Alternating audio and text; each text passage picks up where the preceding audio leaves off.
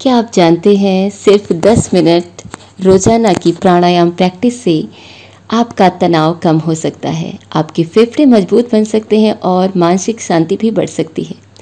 आज मैं आपको 5 सबसे असरदार प्राणायाम के बारे में बताऊंगी जो हर कोई घर बैठे ही कर सकता है। Hey guys, welcome to our channel We Fit Healthy and Beautiful Naturally. आज हम बात करेंगे 5 ऐसे सबसे लोकप्रिय प्राणायाम के बारे में जो न केवल आपकी स्फूर्ति को, आपके एनर्जी लेवल को बूस्ट कर सकते हैं, बल्कि आपको मानसिक शांति भी प्रदान कर सकते हैं। ये प्राणायाम है अनुलोम विलोम, कपालभाति, भ्रामरी, उज्जयी और नाड़ी शोधन।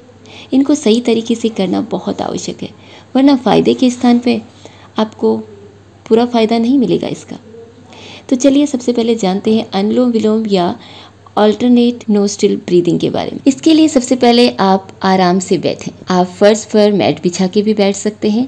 अगर आपसे नहीं बैठा जाता, आपको घुटनों में दर्द है, आप एज के कारण आपको कोई परेशानी है, तो आप आराम से चेयर पे बैठ के भी कर सकते हैं, बेड पे बैठ के भी कर सकते हैं। अब इसके लिए आपको करना ये है कि अंगूठे से दाईं नासिका को बंद करें और बाईं से गहरी सांस लें। अब अनामिका से बाईं नासिका बंद करके दाईं से छोड़ें। यानी कि आपको शुरुआत में जो इनहेल करना है, श्वास लेनी है, वो लेफ़्ट नोस्ट्रिल से लेनी है, बाएं नाक से लेनी है। कम से कम इस प्रैक्टिस को 5 से 10 मिनट करें और लगातार करते हुए धीरे धीरे इस अभ्यास को बढ़ाते हुए आप 30 मिनट तक भी ले जा सकते हैं।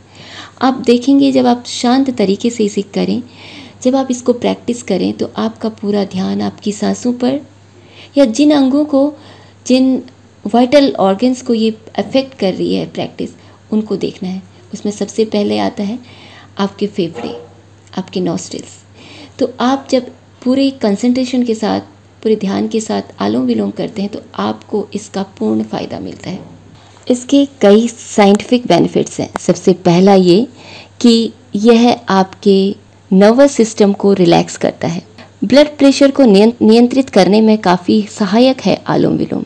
इसके साथ ही जब आप अनुलोम विलोम करते हैं तो आपकी बॉडी में ऑक्सीजन का लेवल बढ़ जाता है। आपको पता है, वहीं पर कोई भी डिजीज़, कोई भी किसी भी बीमारी के बैक्टीरिया पनपते हैं जहाँ पर ऑक्सीजन का, जिस भी और बॉडी के पार्ट में ऑक्सीजन का लेवल कम होता है।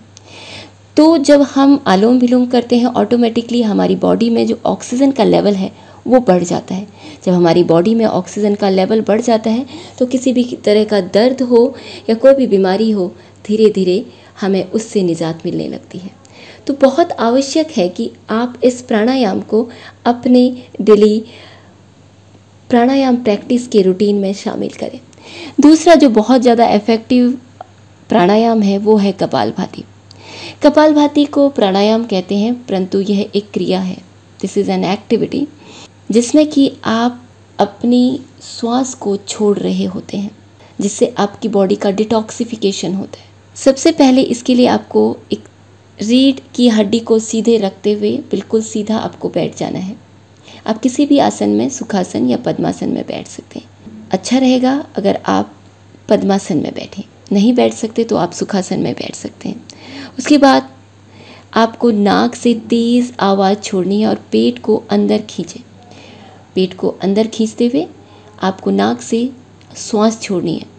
श्वास खुद ब खुद वापस आएगी। शुरुआत में 30 बार करें, धीरे धीरे इसे बढ़ाते हुए आप आधे घंटे से 1 घंटे तक कर सकते हैं, अपनी बॉडी की कैपेसिटी को देखते हुए।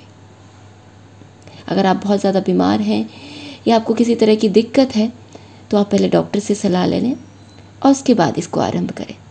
इसके अगर हम साइंटिफिक बेनिफिट्स की बात करें तो ये पाचन तंत्र के लिए बहुत ज़्यादा इफ़ेक्टिव है। It helps to boost the functioning of the digestive system.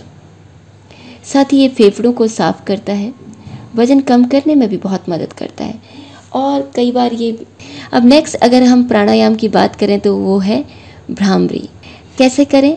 इसके लिए आप किसी भी सुखासन या पद्मासन में बैठ जाएं और आंखें बंद करें, कान अंगूठे से बंद करें और गहरी सांस लें और की जैसे मधुमक्खी भिनभिनाती है, मधुमक्खी की आवाज़ निकालें। इसका बेनिफिट ये है कि ये दिमाग को तुरंत शांत करता है। आप करके देखिए, जब आप अशांत हों तो आप भ्रामरी प्राणायाम करके देखिए, आपका माइंड एकदम रिलैक्स हो जाएगा।